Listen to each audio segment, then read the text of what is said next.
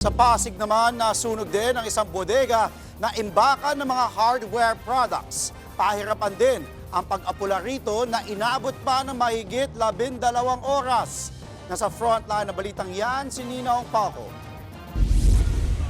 Nagngangalit na apoy at makapal na usok ang bumulaga sa mga taga Sandoval Street, Barangay Pinagbuhatan, Pasig City. Pasado alas 7 kagabi nang masunog ang isang hardware warehouse doon. Umabot sa ikatlong alarma ang sunog. Ayon sa Bureau of Fire Protection, ang natutubok na warehouse ay naglalaman ng mga hardware products at mga bathroom accessories. Binalot to ng styro bago binalot ng karton. So ang involved dyan is karton at saka styrofoam. Daming stocks, puro karton nga at saka yung styro.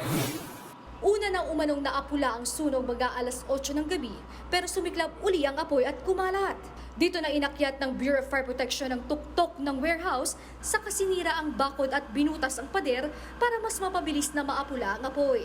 Ang ilang empleyado ng warehouse emosyonal sa insidente. Gaya ni Irene na 16 na taon na nagtatrabaho doon. Dito kami kumukuha ng hanap buhay, so malungkot. Masakit para sa amin na ganito yung nangyari. Katulad ko may mga pamilya din na sinusuportahan. Siyempre galing dito sa sahod namin. Paalala naman ng barangay. Mag-ingat po. Hindi po kahit tag-ulan na, hindi po tayo makakaranas ng mga ganitong sakuna.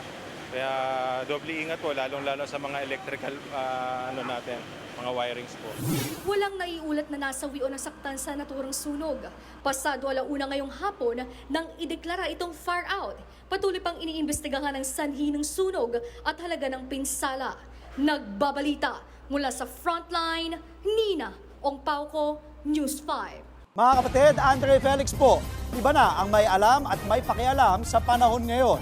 Para po sa tuloy-tuloy na balitaan sa Frontline kahit weekend, mag-follow at mag-subscribe na sa social media pages ng News 5.